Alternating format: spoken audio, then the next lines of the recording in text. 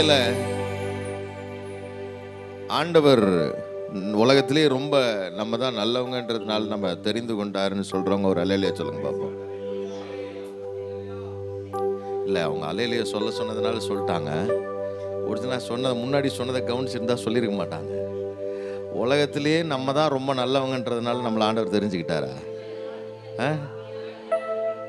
அக்கிரமங்களிலும் பாவங்களிலும் மரித்தவர்களாயிருந்த நம்மை அவர் உயிர்ப்பித்தார். ஆமென், அல்லேலூயா. நம்ம ஒரிஜினலாக யார் அப்படின்னா fit for nothing, good for nothing. எப்படி? எங்கள் அப்பா என்ன சொல்லுவார்? தண்டசோறுன்னு சொல்லுவார். என்னன்னு சொல்லுவார்? தண்ட சோறா நீ அப்படின்னு. அப்பா அவர் தீர்க்க தரிசனம் சொல்கிறாரு எனக்கு தெரில. ஆமாம், இப்போ எல்லாருக்கும் ஃப்ரீயாக தான் சோறு போடுறேன், அப்படிதானே? சொல்லுங்கள். 20 வருஷமாக சோறு போடுறேன். அவரும் பார்த்துட்டே இருக்கிறேன், இவன் எப்படி தான் சோறு போடுறானோ தெரிலன்னு 20 வருஷமாக பார்த்துட்டு இருக்கிறார். அல்லேலூயா.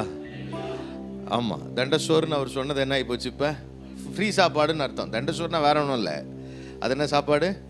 ஃப்ரீ சாப்பாடு. அவர் சொன்னது தீர்க்க தரிசனமாக மாறி போச்சு. என்ன நடத்தினாலும் என்னதான்? ஆமாம், அல்லேலூயா. தேவனுடைய திட்டத்தை, சித்தத்தை நாம் பலமுறை பைபாஸ் பண்ணியிருப்போம். நான் யோசிக்கிறேன், ஆண்டவருடைய ஊழியத்துக்கு வர்றதுக்கு முன்னாடி 24 முறை ஆண்டவரை சோதிச்சிருக்கிறேன்.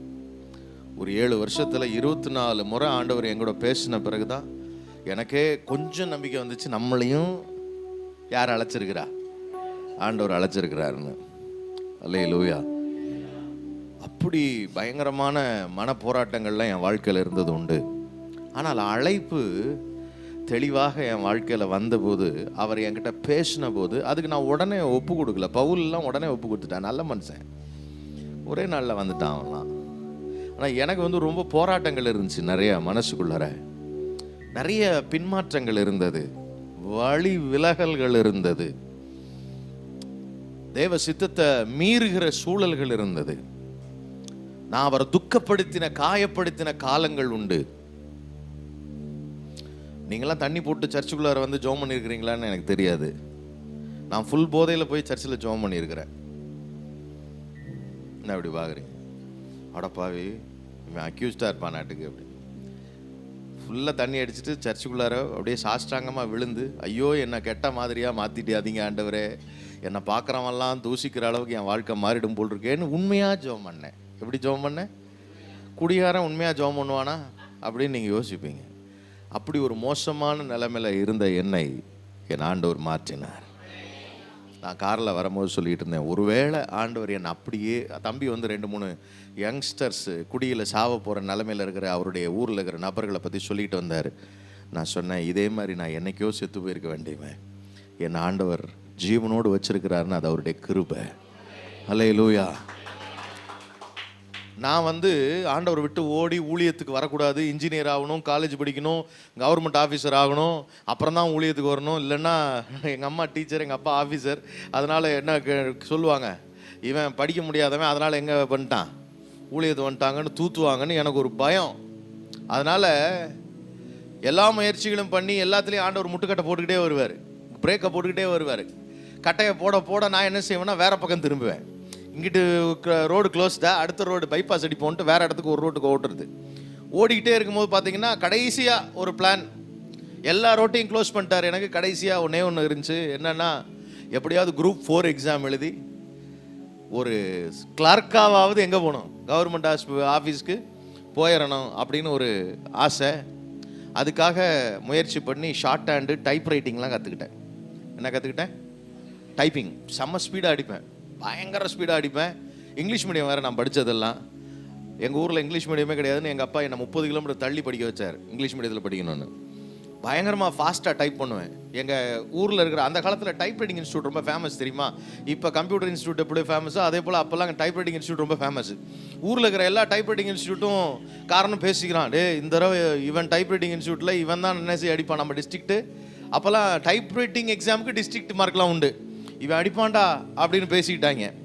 நான் போய் டைப்பிங் அடித்து எக்ஸாமில் 10 நிமிஷம் அடிக்க வேண்டியதை 7 நிமிஷத்தில் அடித்து முடிச்சுட்டு கெத்தாக சார்கிட்ட, சார் நம்ம தான் இந்த தடவை ஃபஸ்ட்டு பாருங்கள் அப்படின்லாம் என்ன செஞ்சு வச்சாச்சு, சொல்லியாச்சு. எக்ஸாம் ரிசல்ட் வருது, போய் லிஸ்ட்டில் பார்த்தா என் பேரை காணோம். பாஸ் லிஸ்ட்ல என் பேரா காணோம். எல்லாம் வந்து கேட்குறேன், டே நீ மார்க் கம்மியாக எடுத்திருந்தா கூட பரவாயில்லடா, நீ எப்படா ஃபெயில் ஆன? நம்ம ரீசார்ஜ் அந்த வேல்யூவேஷன் போடுவோம்டா, ஒரு 100 ரூபா கட்டுறா ரீவேல்யூவேஷன் போடுவேன். நான் 10,000 ரூபா கொடுத்து ரீவேல்யூவேஷன் போட்டாலும் என் மார்க் என்னன்னு தான் வரும், ஃபெயிலுன்னு தான் வரும். ஏன்னா எதிராக இருக்கிறது நீங்கள் இல்லை, டீச்சர் இல்லை, யாரு அவரு. என்னை விட்டுருங்க, நான் பேசாமல் எங்கேயோ போயிடுறேன், ஊழியத்துக்கே போயிடுறேன்னு வந்தவன் நான் கடைசியா. சொல்லுங்க. அதாவது எல்லா இடத்தையும் ஓடி ஓடி ஓடி ஓடி பயங்கரமான முட்டு சந்து, எங்கேயுமே போகிறதுக்கு வழி இல்லாமல் மூச்சு வாங்கிட்டு இருக்கும் போது பக்கத்தில் வந்து அப்படியே ஷோல்டரில் கைப்பட்டு, சரி இப்போ அது போகுமா? எங்க இருக்கிறதுல எல்லாரும் ரிஜெக்ட் பண்ணி உலகத்திலே வேஸ்ட்டுன்னு சொல்லி எல்லாத்துலேயும் வேஸ்ட்டுன்னு சொல்லி ஒரிஜினலாக நல்லா படிக்கிற என்ன படிக்காதவன்ற மாதிரி முத்திரை குத்தி, சொல்லுங்க என்ன அவ்வளோ கேவலப்படுத்திவிட்டு கடைசியில் சரி இப்போ போகுமா? நான் கேட்டேன், உங்களுக்கு என்ன விட்டா வேறு ஆளே கிடைக்கலையா அப்படின்னா, நீ வரியா இல்லையா? சரி வர்றேன்னு வந்துட்டேன். எங்கள் பைபிள் காலேஜுக்கு போனேன், சொன்னேன் நான் தான் ஃபஸ்ட்டு மார்க் வாங்கணும், நான் ஃபெயில் ஆனேன் அல்லது ஃபஸ்ட்டு மார்க்குக்கு இறங்கி 2வது மார்க் வந்தால் கூட ஃபஸ்ட் செமஸ்டர் முடிக்கும் போதே எங்கே போயிடுவேன், வீட்டுக்கு போயிடுவேன். திரும்ப எங்கே வரமாட்டேன், பைபிள் காலேஜுக்கு வரமாட்டேன்ட்டேன். ஃபஸ்ட் செமஸ்டர் நான் போய் ஒரு 10 நாள் தான் ஆச்சு. காலேஜில் சமையல்காரருக்கெல்லாம் அப்படியே கொஞ்சம் ஹெல்ப் பண்ணிக்கிட்டு அப்படியே எல்லா இடத்துலையும் நல்லா அடாப்ட் ஆகி பக்காவாக போயிட்டுருக்கேன். ஊர் வரைக்கும் போயிட்டு வரேன்னு போன மனுஷன் மண்டையை போட்டுருவாரா? போனாலும் மண்டையை போட்டதுனால சமையலுக்கு யாராவது ஹெல்ப் பண்ண வர்றீங்களா அப்படின்னு கேட்க, எனக்கு ஒரு கெட்ட பழக்கம் உண்டு. யாராவது ஹெல்ப் பண்ண வர்றீங்களான்னா வாலண்டியர் போய் தோ இருக்கேன் அப்படி போய் நிற்கிற பழக்கம். போய் நின்று 6 மாதம் எனக்கு வேலை என்னது தான், சமைக்கிறது மட்டும்தான் வேலை. கிளாஸ் அட்டன் பண்ணல, எக்ஸாம் வந்துடுச்சு. சாயங்காலம் ஆனால் கொஞ்ச நேரம் என்ன கிளாஸ் நடத்துனாங்கன்னு கேட்டு வாங்கி படிப்பேன், அவ்வளோதான். எக்ஸாமில் சொன்னேன், ஃபெயில் ஆகட்டும், என்ன சமையலில் போட்டு என்ன பண்ணுறீங்க, நீங்கள் என்ன சொன்னாலும் செய்வேன்னு பொருத்தனை பண்ணி தான் வந்தேன். சமையல் பண்ணுறது நான் கற்றுக்கிறேன், ஓகே. டம்ளரை தூக்குனது இல்லைங்க. எங்கள் பாட்டி சொல்லுவாங்க, உனக்கு 1-2 தவிர மற்ற எல்லாமே பெட்லேயே கிடைக்குண்டா அப்படின்னு. உங்களுக்கு புரியும்னு நினைக்கிறேன் நேரத்துக்கு. எங்கள் பாட்டி சொல்லுவாங்க, இது 2க்காக தான் நீ என்ன செய்யணும், பெட்டை விட்டு இறங்கணும், மற்றதெல்லாம் சொகுசு ராஜா மாதிரி வாழ்க்கைடா உனக்குன்னுவாங்க. கடைசியில் அங்கே போய் படிச்சிங்களா கூஜா மாதிரி தான் வாழ்க்கை. போன உடனே ஃபஸ்ட் நாள் எனக்கு டியூட்டி விட்றாங்க, பாத்ரூம் கழுவுற டியூட்டி. பாத்ரூமை நான் கழுவுனதே கிடையாது. பாத்ரூம் கழுவுற டியூட்டி, அப்புறம் சமைக்கிற வேலை. 1 மாதம் ஆச்சுங்க. நான் போய் ஒரு அக்கா இருந்தாங்க, ஸ்டெனோ அக்கா. அந்த அக்கா எல்லாருக்கும் லெட்டர் போடுறது அப்போல்லாம் டைப் ரைட்டிங் தானே. அந்த அக்கா கல்யாணம் ஆகி போயிருமா. கல்யாணம் ஆன போன உடனே நான் கேட்டேன், யாரையாவது டைப் ரைட்டிங் போட வேண்டியது தானே? இல்லை தம்பி, நாங்கள் உங்கள் அப்ளிகேஷனில் பார்த்தோம், நீங்கள் டைப் ரைட்டிங் அடிப்பீங்கன்னு போட்டிருந்தீங்களே அப்படின்னாங்க. அதுவும் போட்டுட்டேன்னா சரின்னா ஸ்பான்சர் லெட்டர் எல்லாம் தமிழில் எழுதி கொடுப்போம், நான் இங்கிலீஷில் மொழிபெயர்த்து அதை என்ன பண்ணணும், டைப் ரைட்டிங் பண்ணி கொடுக்கணும். காலையில் 9 மணிக்கு உட்காந்து ஒரு நாள் நைட்டு 11 மணிக்கு தான் அடித்து முடித்தேன். ஒரு மாதத்துக்கு ஒரு நாள் ஃபுல்லாக அடிப்பேன் டைப்பிங். அடிச்சு நாள் ஃபுல்லாக இடுப்பெல்லாம், அது வேற சாஞ்சிக்கிற மாதிரி சேர்லாம் கிடையாது, ஸ்டூல். அந்த டைப் ரைட்டிங் ஸ்டூல் பார்த்துருக்கீங்களா, ஹைட்டாக ஒரு ஸ்டூல் இருக்கும், அதை போட்டு கொடுத்துருவேன். எங்கே கண்டுபிடிச்சானவனே தெரியாது. அதை அந்த டைப் ரைட்டிங் டேபிளையும் ஸ்டூலையும் கண்டுபிடிச்சவனா என்ன செய்ய, அப்படி ஒரு இது. அதில் உட்காந்துக்கிட்டு டைப் ரைட்டிங் அடிச்சு இடுப்பு வலிக்க வேலையை முடிச்சு எல்லாம் முடிஞ்சிருச்சு. டைப் ரைட்டிங் அங்கே தான் கடைசி வரைக்கும். எல்லா வாத்தியாரும் கொண்டு வந்து ரொம்ப பாசமாக என்கிட்ட அடுத்தவன் சப்ஜெக்டெல்லாம் கொண்டு வந்து, தம்பி இதை கொஞ்சம் டைப் பண்ணி கொடுத்துரு தம்பி அப்படின்வாங்க. எல்லாத்தையும் டைப் பண்ணேன். கடைசியில் ஒரு டைப்பாக மாறிட்டேன். எப்படின்னா டைப்பிங்லேயே. கடைசியில் இப்போ 26 புத்தகம் எழுதியிருக்கிறேன். இப்போ ஒரு 4 புக்கு எழுதிட்டுருக்கிறேன். அதோட ஃபுல் டைப்பிங் நான் தான் பண்ணுறேன், அதோட டிசைனிங் நான் தான் பண்ணுறேன். இப்போ தான் ஒரு பையன் பாவமாக என்னை பார்த்து, அண்ணா என்கிட்ட கொடுங்கண்ணே, நான் ஃப்ரீயாக பண்ணித்தரேன் அப்படின்னு சொல்லியிருக்கேன். எத்தனை புக்குக்கு அப்புறம்? இப்போது இந்த வருஷம் ஜனவரி மாதம் ஒரு புக்கு எழுதிக்கிட்டு இருந்தேன். அதில் வந்து வில் ஆஃப் காட், தேவனுடைய சித்தம் என்பதை குறித்து எழுதிக்கிட்டு இருக்கும்போது, அதில் த சாவரின் வில் ஆஃப் காட், தேவனுடைய இறையாண்மை சித்தம் அல்லது மாற்றப்பட முடியாத சித்தத்தை நாம் தேவ சித்தத்தை விட்டு வெளியே ஓடிக்கொண்டிருக்கும் போதும் நமக்குள்ளே நிறைவேற்ற அவர் வல்லவர்னு ஒரு காரியம் எழுதுனேன். அப்போ ஆண்டவர் சொன்னார், ஜேம்ஸு ஞாபகம் இருக்கானார், என்ன ஆண்டவர், என்ன நீ கவர்மெண்ட்டில் டைப்பிஸ்ட் ஆகிறதுக்கு தானே டைப் ரைட்டிங் போன அப்படின்னாரு. ஆமாம் ஆண்டவர். இப்போ யாருக்கு டைப்பிஸ்டாக இருக்கிறார்? உங்களுக்கு. அதுதான்டா என் சித்தம்னாரு. புரியல உங்களுக்கு? நான் டைப்பிங் போனது நான் பரிசுத்தமாக இருந்தபோது கற்றுக்கிட்டதில்லை. நான் இருக்கிறதுலே அக்யூஸ்டாக இருக்கும் போது ஆண்டவருக்கு எதிராக ஓடுறதா நினச்சி என்ன செஞ்சது? ஓடு, எவ்வளோ தூரம் ஓடுவ நீ ஓடுற ஓட்டத்தில் கூட அவருடைய ஓட்டத்துக்கு உன்னை திருப்புறதுக்கு என்ன செய்ய முடியும்? ட்ரெயின் பண்ண அவரால் முடியும். அல்லேலூயா. உங்களுக்கு புரியலல்ல? நீங்கள் தேவ சித்தத்துக்கு எதிராக ஓடிக்கொண்டிருக்கிற ஓட்டத்தின் மத்தியிலும் அவருடைய மாற்றப்பட முடியாத சாவரின் வில், அவருடைய மாற்றப்பட முடியாத உறுதியான சித்தத்தை உங்கள் வாழ்க்கையில் நிறைவேற்றுகிறதற்கு உங்களை உருவாக்க அவராலே முடியும். அப்போதான் இந்த பாட்டு எழுதினேன். நான் உம்மை துக்கப்படுத்தி நோகடித்தாலும் நீர் என்னை குறித்து வைத்த திட்டம் மாறலையே, உம் அன்பிற்கு. ஏன் அவர் அன்பு மாறலை தெரியுமா உங்களுக்கு? நீங்கள் தப்பு பண்ணும் போது ஏன் அவர் அன்பு மாறலை சொல்லுங்க பாப்போம். ஏன் மாறல? கிடையாது. நான் மாறுவேன்னு அவருக்கு தெரியும். ஒரு நாள் மாறுவேன்றது அவருடைய முன் அறிவு. அதுதான் தேவனுடைய ஃபோர் நாலேஜ் ஆஃப் காட். உலக தோற்றத்துக்கு முன்ன இருந்து அவர் எதை வரைக்கும் பார்க்குறவர்? கடைசி வரைக்கும் பார்க்குறவர். அதனால தான் பவுல் ரொம்ப ஆக்ரோஷமாக ஓடும் போது கூட ஆண்டவருக்கு பயம் அல்லது கலக்கம் அல்லது வேதனைலாம் வரல, காமெடி தான் வந்துடுச்சு. என்னடாவே முள்ளில் உதைக்கிறது உனக்கு கடினமாமே, வாய்சன் 3 அடி வச்சதுக்கே நீ 6 அடி குழி தோண்டி புதைச்சிருவோம் போல் இருக்குது சபையை, இவ்வளோ வேகமாக போகிற அப்படின்னு இறங்கி வந்து ஆண்டவரே பேசினார். பேசும்போது கொலகரப்பேலை, சவுலே, திருட்டுப்பேலை அப்படிலாம் பேசாம, சவுலே சவுலே முள்ளில் உதைப்பது உனக்கு கடினமாமே அப்படின்னு அன்பா பேசுறார். ஒரிஜினலா 3 முறை தன்னுடைய சாட்சியை பவுலே அப்போஸ்தலர் நடபடிகளில் சொல்றாரு. அந்த 3 முறையும் சொல்றாரு, பெண்களை ஜெயிலில் போட்டேன். எங்க போட்டேன்? உங்களை ஜெயிலில் போட்டா நீங்க என்ன சொல்லுங்க? அவனை சொல்லுங்க. ஜெயிலில் போடணும்னு சொல்றவனையே நீங்களும் நானும் அப்படியே கொலை பகையா பாய்க்கிறோம், அப்படிதானே? கிறிஸ்தவர்களை ஒழிக்க வேண்டும்னு வீடியோ போட்டாலே நம்ம அவன் தான் நமக்கு முதல் எதிரின்னு டார்கெட் பண்றோம். அப்ப பவுல் யாரு? கெட்டவன், கேடு கெட்டவன், மோசமானவன். சிலரை மரண பரியந்தம் துன்பப்படுத்தினேன்னு தமிழில் இருக்கு. இங்கிலீஷில் டார்ச்சர்ட் தெம் அன்டு டெத், சாகடிக்கிற வரைக்கும் உபத்திரவப்படுத்தினேன் இருக்கு. இவன் அடிச்சே சில பேர் செத்துருக்கான். அவ்வளோ கொடூரமானவன். அவங்கிட்ட ஆண்டவர் பேசுறாரு. வந்து பேசும்போது சவுலே சவுலே அப்படின்னாரு. பைபிளில் இதுக்கு முன்னாடி இந்த மாதிரி 2 தடவை கூப்பிட்டது யாரை தெரியுமா? சாம்வேலை மட்டும்தான். யார? அது யார்? அது ஒரு குழந்தைங்க. ஒரு குழந்தைய கூப்பிடுற அது மாதிரியே இந்த கொலகார பையில கூப்பிடுறாரு பாருங்க.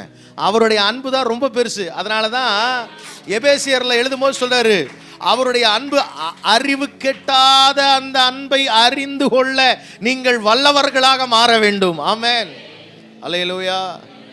அவருடைய முன் அறிவு யார் மேல அளவு கடந்த பாசத்தை வைக்கணும், யாருக்கு இன்னும் கிருபைகளை கொடுக்கணும்னு என்ன பண்ணி வச்சிருக்கு?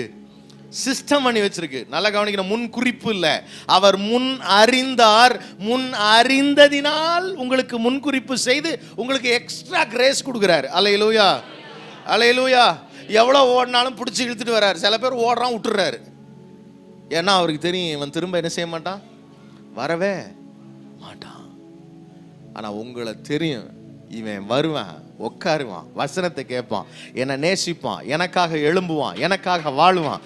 அதனால தான் உங்களை இங்கே கொண்டு வந்து உட்கார வச்சிருக்கிறேன். அல்லேலூயா.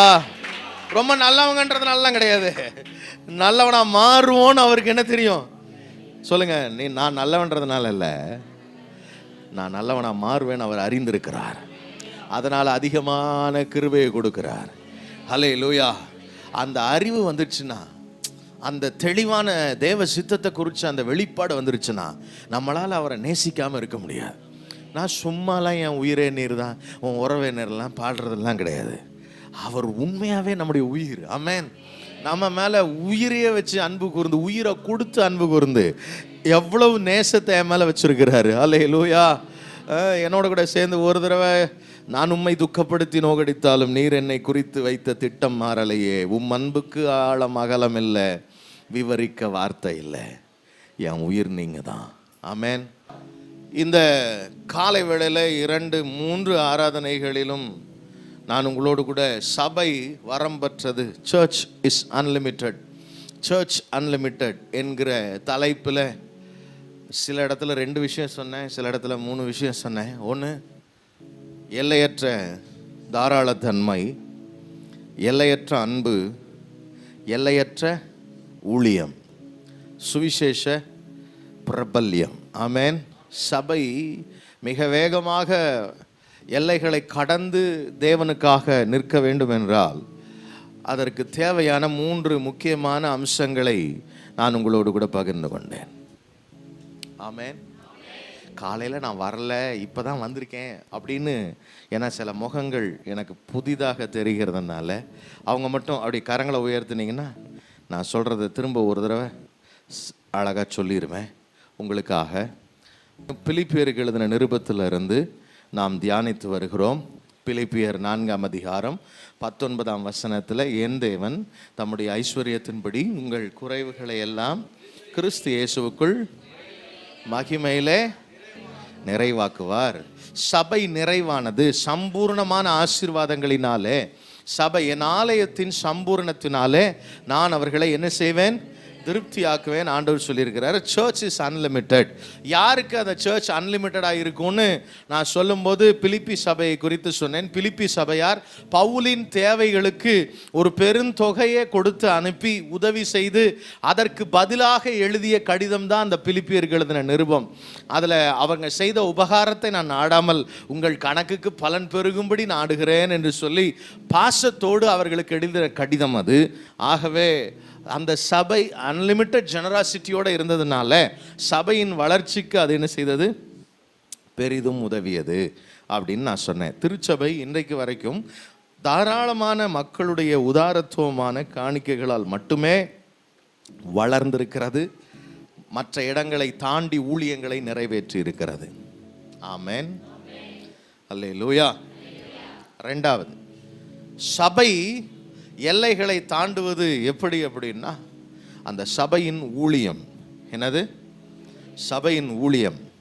5 காரியம் சொன்னேன், கிடுகிடுன்னு சொல்லணும். அதை சுவிசேஷத்தில் உடன்படுங்கள். சுவிசேஷத்திற்கு 2வது, 3வது, 4வது, 5வது நீங்கள் எல்லையை தாண்டிடுவீங்க, கவலைப்படாதீங்க அம்மா.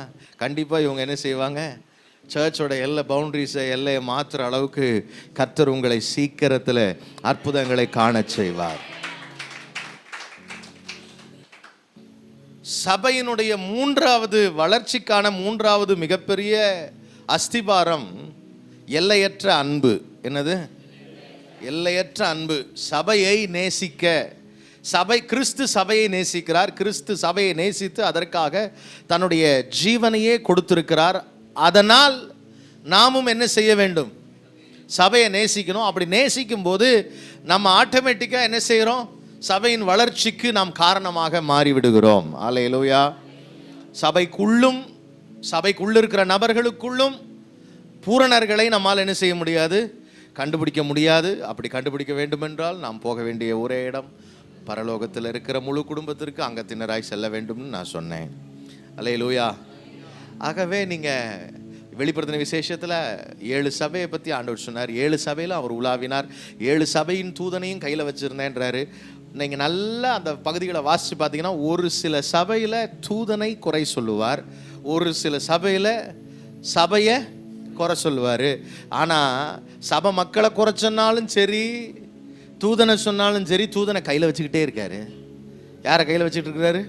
தூதனை கையில் வச்சுக்கிட்டே இருக்கிறாரு. சபை மக்கள் தவறு செய்யும் போதும் தூதனை என்ன செய்கிறாரு? கையில் வச்சிருக்கிறாரு. தூதனே சரியில்லை, அவனையும் எங்கே தான் வச்சிருக்கிறாரு? கையில் தான் வச்சிருக்கிறாரு. நம்மளும் சில நேரம் என்ன தான் செய்ய வேண்டியது இருக்கு? கையில் வச்சு நேசித்து சபையை கிறிஸ்துவின் மனவாட்டி என்கிற எண்ணத்தோடு கூட நாம் இருக்கும்போது திருச்சபையை அடுத்த எல்லைக்கு கொண்டு போகலாம். திருச்சபைக்கு எதிரான மனநிலை சபை வளர்ச்சிக்கு மட்டுமல்ல, உலக சபை வளர்ச்சிக்கும் ஆபத்து. இந்த கொரோனா காலத்திற்கு பின்பு திருச்சபை வளர்ச்சி பல இடங்களில் பன்மடங்கு குறைந்து விட்டது. அதுக்கு காரணம் மீடியா பூம் அப். அந்த மீடியா சர்ச் ஒரிஜினல் சர்ச் கிடையாது. Original church physical church, mystical church அது ஒன்றும் நம்ம இருக்கிற ஒவ்வொரு செல்லும் நம்ம சேர்ந்து இருக்கும்போது மட்டும்தான் என்ன செய்யும்? ஜூமும் கூகுள் மீட்டும் என்ன ஆகாது? சர்ச்சாக என்ன செய்யாது? மாறாது. நம்ம ஃபிசிக்கலாக ஒரு இடத்துல சேர்ந்து இருக்கும்போது கர்த்தர் அதை நேசிக்கிறார். அல்லேலூயா. அப்போ 3 விஷயம் காலையில் நான் சொன்னேன். தாராளமான சபை, ஊழியம் செய்கிற சபை, அன்புள்ள சபை எல்லையற்றதாக மாறுகிறது. நான்காவது, எந்த சபை எல்லையற்றதா மாறும் அப்படின்னு கேட்டிங்கன்னா, அங்கே பிலிப்பியர் 2ஆம் அதிகாரம் 1ஆம் வசனத்திலிருந்து 2ஆம் வசனம் வரைக்கும் வாசிக்கும்படி உங்களை அன்போடு கேட்டுக்கொள்கிறேன். ஆதலால் கிறிஸ்துவுக்குள் யாதொரு ஆறுதலும் அன்பினாலே யாதொரு தேறுதலும் ஆவியின் யாதொரு ஐக்கியமும் யாதொரு உருக்கமான பட்சமும் இரக்கங்களும் உண்டானால் நீங்கள் ஏக சிந்தையும், எல்லாரும் சொல்லுங்க, ஏக சிந்தையும். எல்லாரும் சேர்ந்து சொல்லுவோமா? ஏக சிந்தையும், ஏக அன்பு, இசைந்த ஆத்துமாக்களாய் ஒன்றையே சிந்தித்து. அது என்னங்க? ஏக சிந்தை, ஏக அன்பு, இசைந்த ஆத்துமா, ஒன்றையே சிந்தித்து என் சந்தோஷத்தை. ஆண்டவருக்கும் கிறிஸ்துவுக்கும் ஊழியனுக்கும் ஆவியானவருக்கும் மகிழ்ச்சியான ஒரு தருணத்தை நீங்கள் கொடுக்க வேண்டும் என்றால் உங்களுக்குள்ள என்ன இருக்கணும்? ஃபார் எக்ஸாம்பிள், வர்ற வெள்ளிக்கிழமை இரவு நமக்கு இரவு ஜெபம் இருக்கிறது. 10 மணியிலிருந்து 12:15 வரை. நான் அனௌன்ஸ்மெண்ட்டை கரெக்டாக சொல்கிறேன்னா பாஸ்டர்? சூப்பர். நான் உங்கள் சர்ச்சில் இருக்கிற அனௌன்ஸ்மெண்ட் முதற்கொண்டு கவனிச்சுக்கிட்டு இருந்தேன். நம்ம என்ன செய்வோம்? இங்கே உட்காந்துக்கிட்டு, பாஸ்டர் சொன்னீங்களோ, அச்சுச்சோ தெரியலையே, ஏன் இங்கே உட்காந்து என்ன செய்ய வேண்டியது? அப்படியே எங்கேயாவது உட்காந்துருக்க வேண்டியது. அப்புறம் இங்கே உட்காந்துக்கிட்டு, ஆமாம் இவருக்கு பொழப்பில்ல, எதையாவது ஒருத்தரை கூட்டிகிட்டு வந்துட்டு பிரசங்கம் பண்ண வைக்கிறேன், அதை பண்ணுறேன், அதை பண்ணுறேன், தேவையில்லாம செலவு பண்ணுதாரு இவர். இல்லை நீங்கள் இல்லை, உங்களை சொல்லலை, எங்கள் சபையில் இருக்கிறவங்கள சொல்கிறேன். உங்களுக்கு ஒன்று சொல்லட்டுமா? உங்களால் வர முடியாட்டி கூட நீங்கள் பாஸ்டர் வந்து ஒரு பிளான், இது வந்து இப்படி ஒரு காரியத்தை செய்யணும்னு ஆண்டவர் சொல்கிறார் அப்படின்னா, உடனே நீங்கள் என்ன செய்யணும்? வர்றீங்களோ இல்லையோ, ஓகே பாஸ்டர், செய்வோம் பாஸ்டர், டன் பாஸ்டர். ஒரிஜினலாக அன்றைக்கி நீங்கள் ஏதோ கல்யாணத்துக்கு போக வேண்டியதாக இருக்கும். ஆனால் கூட நீங்கள் என்ன சொல்லணும்? ஏன் இப்படி வச்சுட்டீங்க? அந்த வேலையெல்லாம் இருக்கக்கூடாது. நான் மறுபடியும் சொல்கிறேன், வெளிப்படுத்தின விசேஷத்துக்கே வந்துடுவோம். ஆண்டவர் திட்டணுன்னா கூட, உங்களை திட்டணுன்னா கூட யார்கிட்ட தான் திட்டுறாரு? புரியல இல்லை உங்களுக்கு? உங்களை நேராக திட்டினாரா? வந்து யோவான்கிட்ட அவன் ஒரு ஊழியக்காரன், அவன்கிட்ட சொல்ல, அவன் பிஷப். யார் அவன்? கண்காணி, பிஷப் ஆஃப் எஃபெசஸ். அவர்கிட்ட சொல்கிறாரு, ஏ கண்காணிங்க வா, 7 பேர் உன் கூட கீழே இருக்கானு இல்லை, அவனுக்கு 7 பேர் சரியில்லை, அவங்கள என்ன பண்ணு, இந்த மாதிரி 7 பேரை பற்றி குறை சொல்கிறேன், போய் அவங்கள்ட்ட சொல்லு, அவங்க என்ன செய்யட்டும் அந்த சபைக்கிட்ட எதை குறைய. போன வருஷம் பெந்தைகோஸ்தே நாளுக்கு, லாஸ்ட் இயர் தானா? ஆமாம், லாஸ்ட் இயர் பெந்தைகோஸ்தே நாளுக்கு கோயம்புத்தூரில் 25 சபைகள் சேர்ந்து ஒரு மீட்டிங் வச்சுட்டாங்க. நான் இரவு ஒரு 10 மணிக்கு வந்து சேர்ந்தேன். இங்கே வந்த மாதிரியே இரவு படுக்கும்போது ஆண்டவர் சொல்லிக்கிட்டே இருக்கார், ஜோம் பண்ணிட்டாரு, என்கிட்ட பேசிகிட்டே இரு, நான் சில விஷயம் சொல்ல விரும்புகிறேன்னு. நான் சொன்னேன், I am so tired God, ரொம்ப டயர்டாக இருக்கேன். சனிக்கிழமை நான் பாருங்க பிஸி ஸ்கெட்யூலில் வந்திருக்கேன். மண்டே டு ஃப்ரைடே டீச் பண்ணுறேன் பைபிள் காலேஜில். அலைச்சல் ஏகப்படுத்திருக்கும் எனக்கு. அதனால் I am so tired daddy, please excuse me அப்படின்ட்டு என்ன பண்ணிட்டேன், படுத்துட்டேன். 12 மணி சரியா ஒரு பிசாசு அந்த ரூம்குள்ளே வந்து என் பக்கத்தில் படுத்திருந்த அந்த பையனை தலைகளை தூக்கி வச்சுட்டு, கழுத்தை பிடிச்சி தூக்கி வச்சுக்கிட்டு ஆட்டுது. டப்புன்னு முழிச்சுக்கிட்டேன். பார்த்தா அவன் கீழே படுத்திருக்கேன். அது என்னது இல்லை, உண்மையாக நடந்தது இல்லை, கனவு. சி, என்னடா பேய் கனவு வருதுன்னு எனக்கு டென்ஷன் ஆயிடுச்சு. அந்த ரூம்குள்ளார பார்த்தீங்கன்னா ஒரு பிசாசின் பிரசன்னம். நீங்கள் நான் சொல்கிறத நம்ப மாட்டீங்க, ஃபுல்லாக பிசாசின் பிரசன்னம். அப்படியே அதில் அங்கே வந்து படுக்க முடியாது, எதுவுமே பண்ண முடியாது. ஒரு 20 நிமிஷம் ஜெபம் பண்ணுறேன், ஜெபம் ஓடலை. உடனே என் அசிஸ்டன்ட் பாஸ்டர் எஃப்ராயிமை எழுப்பி விட்டேன். அவன் தூங்கிட்டு இருந்தான், நிம்மதியாக தூங்கிட்டு இருந்தான். அவனை எழுப்பி விட்டு என் கூட கொஞ்ச நேரம் ஜெபம் பண்ணுறியான்னு. ஏன்னா அந்த அந்த பிசாசோட அந்த டார்க்னஸ் வந்து விலகவே இல்லை. உடனே அவனை எழுப்பி விட்டேன். அவனுக்கு ஒன்றுமே சொல்லியிருந்தால் பயந்து அலறி இருப்பான். ஜெபம் பண்ணுறான்னு மட்டும் சொல்லிட்டு கூட நாங்கள் 2 பேரும் சேர்ந்து ஜெபம் பண்ணுறோம். 1 மணி ஆச்சு, திரும்ப அந்த டார்க்னஸ் விலகவே இல்லை. உடனே இன்னொருத்தனை தூக்கி போட்டு கழுத்தை பிடிச்சி தூக்கிச்சு பாருங்க. அவனை எழுப்பி விட்டேன். எனக்கு ஒன்றும் அவன் சொல்லவே இல்லை என்னன்ட்டு. கடைசியில் பார்த்தா அவன் பொண்டாட்டி 2 சாத்திட்டு வந்திருக்கான்.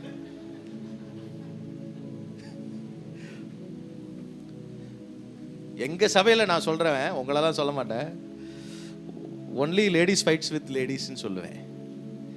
எப்படி? ஒன்லி பெண்கள் தான் என்ன செய்வாங்க, பெண்களோட சண்டை போடுவாங்க. ஆண்கள் பெண்களோட சண்டை போட மாட்டாங்க. ஏன்னா ஆண்கள் வந்து கில்லையா ஆம்பளைங்களோட தான் சண்டை என்ன செய்வாங்க, போடுவாங்க. பெண்கள்லாம் அடிக்க மாட்டாங்க ஆண்கள். ஒன்லி பெண்கள் தான் யார் அடிப்பாங்க?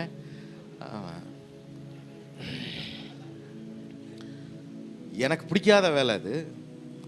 அதுக்கப்புறம் அவனை எழுப்பிவிட்டு ஜோம் பண்ணா, நான் வந்து கொஞ்ச நேரத்தில் இவ்வளோ டார்க்னஸ்ஸு ரூம்குள்ளார இப்படி சர்வைவ் ஆகக்கூடாதுன்னு என்னை ஒப்பு கொடுக்கும்போது தேவ பிரசன்னம் ஒரு 1/4 மணி நேரத்தில் வந்துடுச்சு. வந்த உடனே ஆண்டவர் சொன்னார், ஒன்றும் இல்லைடா, நான் உன்கிட்ட சில விஷயங்களை சொல்லணும்னு நினச்சேன், நீ அநியாயத்துக்கு தூங்கிட்டு இருந்த, அதனால தான் என்ன பண்ணேன், கொஞ்சோண்டு பெர்மிஷன் கொடுத்தேன். யாருக்கு? உங்ககிட்ட விளையாடுறதுக்கு கொஞ்சோண்டு என்ன கொடுத்தேன், பெர்மிஷன் கொடுத்தேன். எப்படி இருந்துச்சுன்னாரு, ஐயோ சாமி வேண்டவே வேணாம் இந்த வேலைலாம், நீங்கள் என்ன சொல்கிறீங்களோ நான் கேட்குறேன், நான் உட்கார, நான் சொல்கிறதெல்லாம் எழுதுனார். எழுதுனேன். எழுதும் போது ஆண்டவர் சொன்ன ஒரு வார்த்தை என்ன தெரியுமா, நீ தான் எல்லாத்துக்கும் பொறுப்பாளி. உன் சபை தப்பு பண்ணாலும் நீ தான் பொறுப்பாளி, சபைக்குள்ளே இருக்கிற ஜனங்க தப்பு பண்ணாலும் நீ தான் பொறுப்பாளி, சபை கெட்டு போனாலும் நீ தான் பொறுப்பாளி, எல்லாருடைய ரத்தப்பழியும் ஓன்ட்ட கேட்பேன். அழுதேன், ஒப்பு கொடுத்தேன். ஆண்டவர் 7 சபைகளுக்கு பேசின சில காரியங்களை வித்தியாசமாக என்னோடு கூட பேசினார். விடிய விடிய 3-3:30 வரைக்கும் ஜோம் பண்ணோம். அதுக்கப்புறம் எந்திரிச்சு போய் வெளியே ஒரு டீயை குடிச்சிட்டு வந்து 4 மணிக்கு கொஞ்ச நேரம் படுத்தேன். திரும்ப 6 மணிக்கெலாம் எந்திரிச்சு திரும்ப உட்காந்து ஜோம் பண்ணி மீட்டிங்க்கு போய் நின்று 2 வார்த்தை பேச ஆரம்பித்தேன். ஜனங்களுக்குள்ள ஒரு பெரிய விடுதலை, ஜனங்க அழுகுறாங்க, ஒப்பு கொடுக்குறாங்க, ஒரு பெரிய மாற்றம். அல்லேலூயா. நான் ஏன் இது சொல்கிறேன் அப்படின்னா, சபைக்குள்ள ஒரு பெரிய மாற்றம் வரணும் அப்படின்னா, சபைக்குள்ள ஒரு காரியத்தை ஆண்டவர் பேசுறாருன்னா அது ஊழியக்காரன்ட்ட தான் பேசுவார் முதல்ல. அல்லேலூயா. ஏனென்றால் கர்த்தர் ஊழியர்களை உக்கிரானக்காரர்களாக வைத்திருக்கிறார். அந்த 25 சபைக்கும் என்கிட்ட ஆண்டவர் பேசணும் அப்படின்னு முடிவு பண்ணிட்டாரு. 25 சபைக்கும் என்கிட்ட என்ன போட்டு வாட்டி எடுக்கிறார் நைட்டெல்லாம். என்னன்னு, நீ சரியில்லை, நீ சரியில்லை. நான் கேட்குறேன், நான் என்ன பண்ண ஆண்டவர்? என்ன ஆண்டவர் சொல்ல, நீ முன்னாடி பாடின மாதிரி பாடல அப்படின்றாரு. என்னது ஆண்டவரே, ஐ பிகம் தியாலஜியன் அப்படின்னாரு. நீ தியாலஜினா பெரிய ஆளா அப்படின்னாரு. என்னது, நீ தியாலஜின்னா பெரிய ஆளா? என்ன புக் எழுத ஆரம்பிச்சுன்னா நீ மண்டை பெருத்து போச்சா உனக்கு? என்ன நீ இளமையில் பாடினது போல பாடுறதே இல்லைன்னு கேட்டார். எனக்கு அப்படியே வயிறு, ஆதியில் கொண்டு இருந்த அன்பை விட்டாய்னா நான் என்னமோ நினச்சிக்கிட்டு இருந்தேன். அவர் சொன்னார், நீ இள வயதில் பாடுறது போல பாடல. நான் சொன்னேன், C I am 45 years old. 45 வயசு ஆச்சா உனக்கு என் மேலே அன்பு குறைஞ்சிருமானார். இன்னும் நான் எப்படி உயிரே உறவேன்லாம் பாடுறது அப்படின்னு. இல்லை எனக்கு அதுதான் பிடிக்கும்னாரு. உன் இள வயதில் பாடினது போல பாடுனார். அப்புறம் தான் திரும்ப இந்த பாட்டை எழுதினேன். என்னன்னு, என் உயிரே நீர்தான், என் உறவே நீர்தான், என் உலகமே நீங்க தான்ப்பா. நல்லா கவனிக்கணும். யூனிட்டி அப்படின்றது கர்த்தர் தமது தாசர்கள் மூலமாக பேசுவார் என்ற உணர்வு உங்களுக்கு இருக்கணும். நீங்க என்ன கேள்வி கேட்கக்கூடாது அப்படின்னா, ஏன் எங்க கூட எல்லாம் பேச மாட்டார்? உங்க கூட என்னத்துக்கு பேசணுன்றேன். உங்க குறைய உங்ககிட்ட பேசுவார், உங்க வாழ்க்கையை பேசுவார். சபையை குறித்து பேசுறது தான் யாரை வச்சிருக்கிறாரு? ஊழியக்காரங்களை வச்சிருக்கிறாரு. நான் என்ன கேட்குறேன், கேட்குற கேள்வி ஆண்டவர்கிட்ட கேளுங்க. ஏன் நீங்கள் என்கிட்ட பேச மாட்டீங்களா? அப்போ நீ பாஸ்ட் ஆகிடுன்னு. அடுத்த நிமிஷம் என்னன்னு சொல்லுவார், உன்கிட்ட பேசுறது ரெடியாக இருக்கிற ராஜா, வா ஊழியக்காரன் அவன்னு வேறு விட்டுட்டு வர்றீங்களா? வாங்க, எத்தனை பேர் வர்றீங்க? ரெடியாக இருக்கிறத தான் சொல்லுங்கள். நாங்கள் ரெடி தானே. நாங்கள் 1000 சபை உருவாக்கத்துக்கு திட்டம் வச்சுருக்குறோம். ஆமென். அல்லேலூயா, அல்லேலூயா. கம்பெனியை போட்டுட்டு மிஷின் எல்லாம் விட்டுட்டு, கடன் இருக்குது, அது இருக்குது, அதெல்லாம் கண்டுக்காமல் கர்த்தருக்காக வர்றதுக்கு நீங்கள் ரெடின்னா நாங்கள் உங்களை தூக்கி ஒரு ஏரியாவில் கொண்டு போய் போடுறதுக்கு ரெடி. ஆமேன். வரமாட்டேங்குது இதுக்கெல்லாம். அல்லேலூயா. கர்த்தர் உங்களை அழைப்பாராக. கர்த்தர் உங்கள் இருப்பிடங்கள்லேருந்து உங்களை தூக்கி கொண்டு வந்து ஊழியக்காரனாய் மாற்றுவாராக. அல்லேலூயா. உங்களுக்கு அதிகபட்ச பாரம் சபையை குறித்து வந்துக்கிட்டே இருக்குன்னா அர்த்தம் என்னன்னு தெரியுமா? அர்த்தம் போஸ்டிங் மாறப்போகுதுன்னு அர்த்தம். என்ன மாறப்போகுதுன்னு அர்த்தம்? பார்த்து. அல்லேலூயா. ஆண்டவர்கிட்ட கேட்கணும், ஐயோ என்ன ஊழியத்துக்கு அழைக்கிறீங்களோ ஆண்டவரே? ஆமான்னு சொல்லிட்டாருன்னா என்ஜாய் பண்ணி வாங்கன்றேன். எங்கள் அப்பா 1989 என் கண்ணு முன்னாடி, எனக்கு ஒரு 11 வயசு அப்போ, 89 கோயம்புத்தூரில் ரேமா அப்படின்னு சொல்லக்கூடிய ஒரு செமினார். அந்த செமினாரில் ஊழியத்துக்கு ஒப்பு கொடுத்து எந்திரிச்சு நிற்கிறார். அவர் ஊழியத்துக்கு வரல.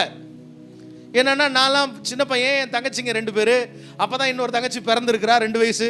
எங்கள் அப்பா இப்போ ஊழியத்துக்கு போனால், வேலையை விட்டுட்டு போனால் எப்படி அப்படின்னு சொல்லிட்டு ஊழியத்துக்கு வரல. 92 என்கிட்ட வந்துட்டார், 14 வயசில், நீ வர்றியா ஊழியத்துக்குன்னு. நான் வர்றேன் வேணா அப்படி இப்படி தட்டி 96 பைபிள் காலேஜுக்கு என்ன செஞ்சாச்சு, போயாச்சு. 2000 ஊழியத்துக்கு வந்துட்டேன்.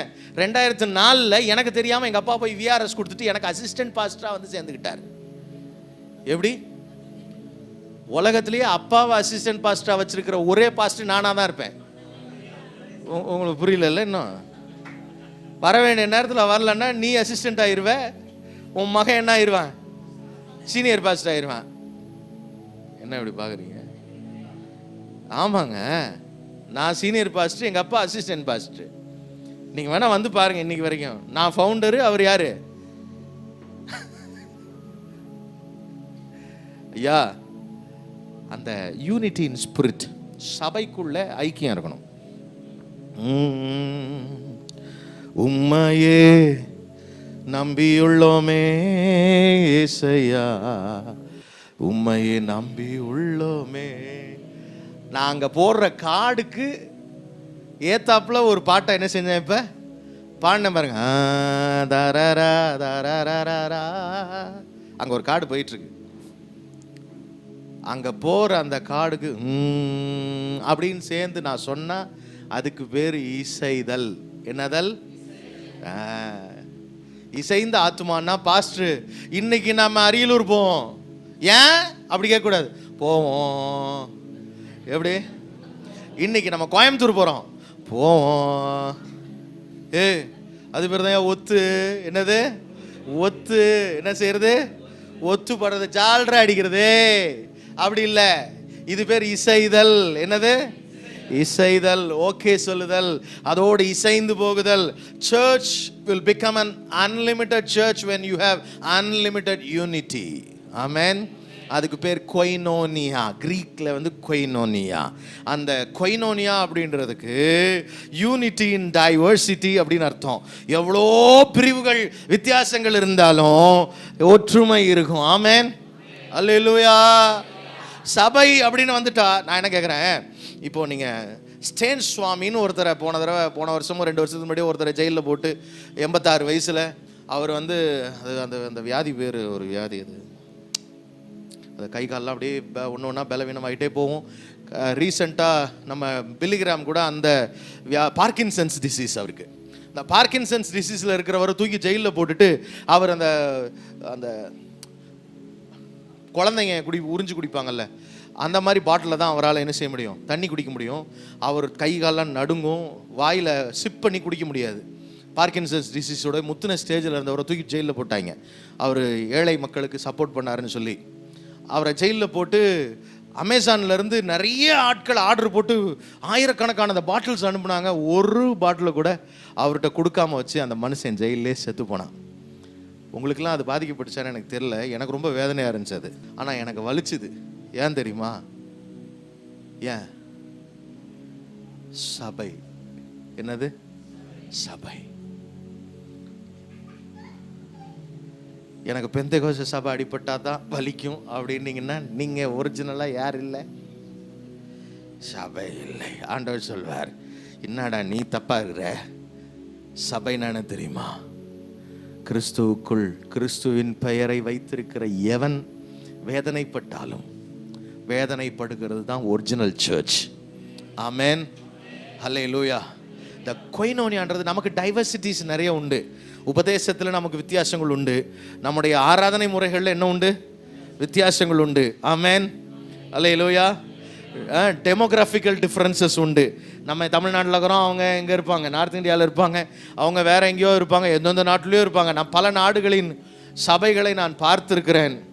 எத்தனையோ ஃபாரினர்ஸுக்கு டிரான்ஸ்லேட் பண்ணியிருக்கிறேன். ஆனால் எத்தனை பேருக்கு டிரான்ஸ்லேட் பண்ணாலும் அங்கே போன உடனே அப்படி ஒரு என்ன வந்துடும், ஒரு ஒன்னஸ் இன் ஸ்பிரிட் வந்துடும். அவங்களுக்குள்ள எவ்வளோ வித்தியாசங்கள் இருந்தாலும் நமக்கு அது பெருசாக என்ன செய்யாது, தெரியாது. கொரியா போயிருக்கும் போது ஒரு பாகிஸ்தானி ஆள் சொல்கிறாங்க, இவர் பாகிஸ்தான்லேருந்து வந்திருக்கிறார். அவரை பார்த்த உடனே பாகிஸ்தான்லேருந்து ஒரு விசுவாசியா, நம்ம சகோதரனா, ஓடி போய் கட்டி பிடிச்சிக்கிட்டேன். நான் சொன்னேன், from India we bless you, we love you. அவருக்கு ஒரே ஆச்சரியம், இந்தியாக்காரன் நம்ம அந்த கிரிக்கெட்டில் கூட பாருங்கள், அந்த கொடூரமாக இருக்கான் அவன் நம்ம நாட்டில் வந்து விளையாட வந்திருப்பேன். ஒரு 6 அடிச்சுட்டான்னா இங்கே ஊ அப்படியா, என்னவா ஊ அப்படி. அவன் தோத்துட்டான் அப்படின்னா இங்கே நம்மால் என்ன செய்வான், வெடி போட்டு கொண்டாடுறான். என்ன கொடூரம் சாமி. ஆனால் சபை மட்டும் எப்படி தெரியுமா இருக்கணும், அதுக்குள்ள எவ்வளோ வித்தியாசம் இருந்தாலும் அதுக்குள்ள ஒரு ஒற்றுமை. ஆமென். அடுத்த சபை விசுவாசியை பார்த்த உடனே அடுத்த திரு நாயை பார்த்த மாதிரி பார்க்கப்படாது. அது நாய்களுக்கு மட்டும்தான் அந்த மாதிரி பழக்கம்லாம் இருக்கணும், யாருக்கு இருக்கப்படாது. நமக்கு என்ன செய்யப்படாது, இருக்கப்படாது. Hi, hello brother, how are you அப்படின்னு என்ன செய்யணும்? நம்மளை பார்த்தவொன்னு அவங்க கூச்சப்பட்டு கூறுங்கனாலும் கவலைப்படக்கூடாது. அல்லேலூயா, அல்லேலூயா. ஏன்னா சபை என்பது ஐக்கியம் உள்ளது. சபை என்பது இசைந்த ஆத்துமாக்களாய் ஒன்றையே சிந்தித்து நாம் ஒன்று என்கிற சிந்தையில் இருப்பவர்கள். ஆமென்.